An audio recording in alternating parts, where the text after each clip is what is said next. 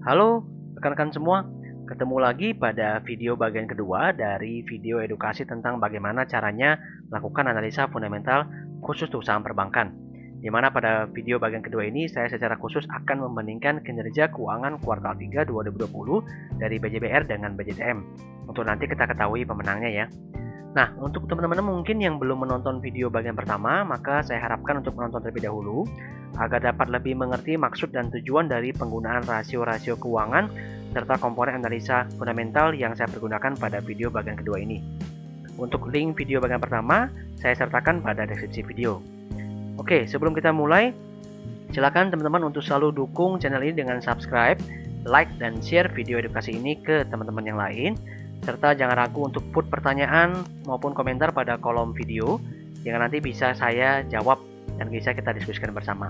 Teman-teman juga bisa join di free channel Telegram saya di @smsaham, di mana memang secara khusus pada channel ini saya akan memberikan berbagai macam ulasan teknikal serta market update maupun informasi fundamental penting yang dapat menambah wawasan teman-teman sebelum nantinya memutuskan untuk entry ke dalam sebuah saham. Untuk link join channel sendiri ada pada deskripsi video. Oke, kita langsung saja masuk ke paparannya. Nah, berikut ini merupakan rekapitulasi ya teman-teman dari informasi rasio-rasio penting yang saya jelaskan pada bagian pertama serta pos-pos penting pada bagian profitabilitas dari laporan keuangan Bank BJBR maupun Bank BJTM pada kinerja keuangan kuartal 3 2020. Pada bagian sebelah kiri, teman-teman bisa perhatikan ya, itu merupakan informasi rekapitulasi untuk BJBR, sedangkan pada bagian sebelah kanan itu merupakan rekapitulasi informasi untuk Bank BJTM. Oke, untuk video bagian kedua ini sendiri seperti yang saya jelaskan pada video bagian pertama, kita akan melakukan scoring ya untuk membandingkan kinerja dari Bank BJBR dan juga BJTM. Teknik scoring ini sangat sederhana sekali teman-teman ya. Coba saya akan unhide dulu ya informasi ini. Ya, kurang lebih seperti ini ya. Jadi sekali lagi teman-teman ya, bahwa analisa fundamental itu merupakan sebuah seni ya. Jadi antara si A, si B, dan si C itu bisa berbeda-beda pandangannya ya. Yang penting pesan saya adalah teman-teman ketika melakukan analisa fundamental dan misalkan melakukan scoring seperti ini, itu yang penting adalah teman-teman harus yakin dengan apa yang teman-teman analisa ya. Jadi scoring yang kita buat itu harus dapat membuat kita bisa mengambil kesimpulan dengan mudah ya. Dimana seperti apa yang saya lakukan pada video edukasi bagian kedua ini, saya akan bisa nanti mengambil kesimpulan dengan mudah untuk membandingkan kinerja keuangan antara BJBR dan BJTM siapa yang lebih baik ya dengan menggunakan teknik scoring sederhana ini. Jadi silakan saja poinnya mau 1, mau 0, mau 2, mau 3. Yang penting bagaimana nanti teman-teman bisa mengukur ya informasi data-data yang kita hasilkan itu bisa kita jadikan sebagai asumsi sebelum kita mengambil kesimpulan. Oke, seperti itu ya. Oke, langsung saja kita mulai. Seperti yang saya bilang sebelumnya, ada 10 rasio penting yang saya pergunakan. Jadi tekniknya sangat sederhana sekali. Jadi misalkan KPMM ini kalau misalkan turun ya udah kita kasih minus 1 seperti itu ya. Di sini turun kita kasih minus 1 seperti itu. DPK ya, dana pihak ketiga ini kalau naik saya kasih plus 1 seperti itu. Begitu seterusnya. Untuk CKPN ini minus 1 karena mengalami kenaikan ya, sifatnya negatif. NPL gross mengalami penurunan saya kasih 1. NIM mengalami penurunan saya kasih minus 1. BOPO mengalami kenaikan tipis saya kasih minus 1. JIR dan LDR. Nah, di sini LDR seperti yang saya bilang waktu itu ya, LDR tidak bisa menggambarkan 1 poin ya, jadi harus dikonfirmasi oleh poin pada pendapatan bunga. Oleh karena itu nilainya adalah 0. Ini nilainya netral gitu ya, karena harus dikonfirmasi dengan efeknya pada profitabilitas perusahaan. Ya, ROA mengalami penurunan sedikit sehingga minus 1. ROE mengalami kenaikan tipis yang saya kasih nilai 1. Nah, ini adalah bagian dari rasio-rasio keuangan. Sekarang kita masuk ke angka pada pos profitabilitas dari BJBR. Ya, pendapatan bunga ini 9,2 triliun sudah saya rekapitulasi. Ini lebih tinggi ya, sehingga saya lihat ini lebih bagus. Pendapatan bunga bersih juga lebih bagus. Margin kotor ya, GPM dihitung dari pendapatan bunga bersih saya bandingkan dengan pendapatan bunga. Nilainya adalah 1 semuanya. Jadi dari atas sampai ke bawah nih, teman-teman bisa lihat di sini ya, sampai dengan laba bersih entitas induk, net profit margin, earning per share, EPS annualized, ekuitas induk. Ini semuanya nilainya 1 ya, karena semuanya bertumbuh untuk BJBR.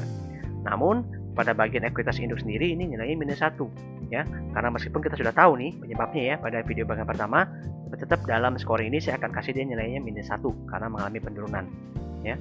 Untuk lembar saham ini 0 ya, tidak ada efeknya, yang hanya kita pergunakan untuk menghitung book value ya. Di sini juga book value-nya mengalami penurunan nih kalau kita hitung. dari 1,2 triliun menjadi 1,1 triliun saja ya. Jadi ini minus 1, book value-nya harus mengalami penurunan seperti itu. Ya, nah teman-teman nanti bisa cek sendiri ya, pada penjelasan pada video bagian pertama sudah saya jelaskan penyebab dari perubahan ekuitasnya apa. Kemudian untuk harga saham pada video kali ini ya teman-teman ya, ini saya catatkan di 1085 di Q3 2020, jadi saya pakai asumsi 1085. Kemudian di Q3 2019 di sini saya pakai asumsi 1570 seperti itu ya. Jadi nanti ini harganya tentu bisa bergerak terus. Nanti teman-teman tinggal ganti saja parameternya seperti itu. Nah, kita dapatkan price book value-nya itu di PBV 0,96 ya. Di bagian di Q3 2020 ya, kita pakai asumsi harga 1085, dan kalau di Q3 2019 ini kita pakai asumsi harga 1570, jadi kita dapatkan PBV 1,29. Nah, untuk price book value ini saya pergunakan memang untuk perbankan ya. Jadi kalau perbankan itu memang secara spesifik kita lihat PBV-nya juga sudah bisa seperti itu, karena PBV itu menggambarkan ekuitas mereka. Ya, pakai PI juga bisa, cuma tanpa ada scoring malam ini saya cukup menggunakan PBV saja. Dan teman-teman bisa silahkan improve sendiri ya. Nah, jadi di sini karena memang nilai evaluasinya lebih murah ya saat ini dengan sebelumnya, jadi saya kasih nilainya 1. Nah, jadi overall jika kita hitung untuk scoring daripada BJBR adalah sebagai berikut. Sebentar, ini cukup kita sum saja. Ya, dapatkan poinnya 3 ya. Jadi sebenarnya besar atau kecilnya poin ini tidak terlalu bermasalah teman-teman ya, karena kita hanya pergunakan ini untuk membandingkan antara bank BJBR dan juga bank BJTM. Oke, sekarang kita lihat bagaimana dengan bank BJTM. Ya, seperti itu ya. Jadi sekali lagi caranya sama saja. Teman-teman tinggal melakukan rekapitulasi rasio-rasio penting dan juga isi daripada pos-pos yang terdapat pada profitabilitas perusahaan ya. Kita bandingkan. Oke, untuk KPMM sendiri ini minus 1 karena mengalami penurunan. DPK, nah di sini saya perlu cerita sedikit nih tentang DPK BJTM ya teman-teman ya. Di sini angkanya agak sedikit berbeda. Saya tunjukkan sedikit di bagian Q3 ini ya. Nah, seperti ini. Jadi teman-teman perhatikan ya, di Q3 2019 ini ada yang namanya interbank call money ya. Jadi ini sifatnya berupa pinjaman sementara biasanya begitu ya. Jadi antar bank mungkin BJTM meminjam sementara dari bank lainnya itu sebesar 2,17 triliun. Ya, di mana simpanan ini sifatnya hanya sementara ya, biasanya harus dibayarkan lagi antara 1 sampai 7 hari ke depan. Jadi untuk mengukur benar-benar simpanan daripada BJTM, nilai ini saya exclude teman-teman ya. Jadi saya dapatkan angkanya sebagai berikut. Jadi di Q3 2019 dapatnya 61 triliun untuk simpanan nasabah ya, di luar daripada pos interbank call money tadi ya. Jadi kalau saya bandingkan dengan DPK-nya di Q3 2020 ini mengalami improve sehingga saya kasih nilai poin 1 ya. Jadi sini perlu teman-teman perhatikan lebih lanjut. Untuk CKPN naik tipis, tetapi tetap kita kasih minus 1 ya supaya to be fair kalkulasinya. Oke, NPL gross sorry di sini saya belum kasih nilai minus 1 ya. NPL gross juga mengalami kenaikan ya, ini cukup tinggi sih, jadi kita kasih nilai minus 1. NIM juga turun, BOPO juga mengalami kenaikan, CIR juga mengalami kenaikan. CIR-nya oh ya mengalami kenaikan benar ya, minus 1. Nah, LDR sekali lagi tidak berdampak apa-apa, jadi kita kasih nilai 0 karena akan dikonfirmasikan pada profitabilitas. ROA, ROE keduanya mengalami penurunan ya, jadi berbeda dengan BJBR yang tetap mampu memaintain ROE mereka, bahkan itu lebih tinggi sedikit. Nah, sekarang kita masuk ke bagian profitabilitas. Pendapatan bunga bersih itu mengalami kenaikan. Oke, di sini di bagian margin kotor juga minus 1 kita kasih ya. Di bagian laba bersih entitas induk ini mengalami penurunan sedikit, saya kasih minus 1 juga. Ya, seperti itu. Nah, jadi pendapatan bunga bersih sampai dengan pendapatan bunga bersih meningkat, tapi untuk margin kotornya dia turun sedikit. Ya, jadi di sini karena NIM-nya ya, NIM-nya ini cukup turun seperti itu. Jadi ya otomatis ini mengorbankan margin kotor, jadi nilainya minus.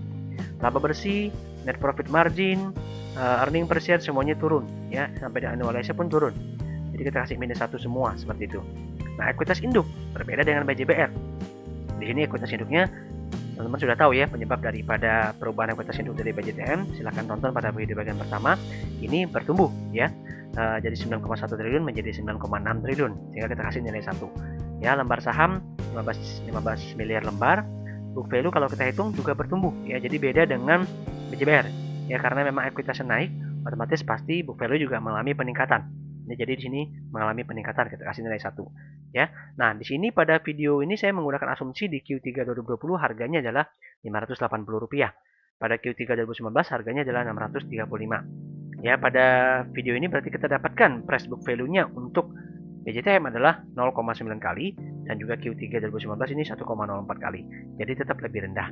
Oke. Nah, jadi sekarang kita tinggal hitung saja total daripada nilai scoring antara BJBR dan juga BJTM. Ya, kita dapatkan nilainya adalah minus 7, teman-teman ya. Sorry to say, berarti dengan mudah ya saya harus ngomong bahwa kinerja keuangan kuartal 3 2020 dari BJBR ini jelas lebih baik daripada BJTM ya. Jadi caranya cukup mudah seperti ini sebenarnya ya. Jadi kita cukup bikin scoring. Ini adalah analisa secara kuantitatif ya, jadi bukan kualitatif. Jadi ini tapi untuk perbankan ini sangat efektif kalau menurut saya ya, teman-teman. Nah, cuman saya kasih sedikit tips nih dari pengalaman saya.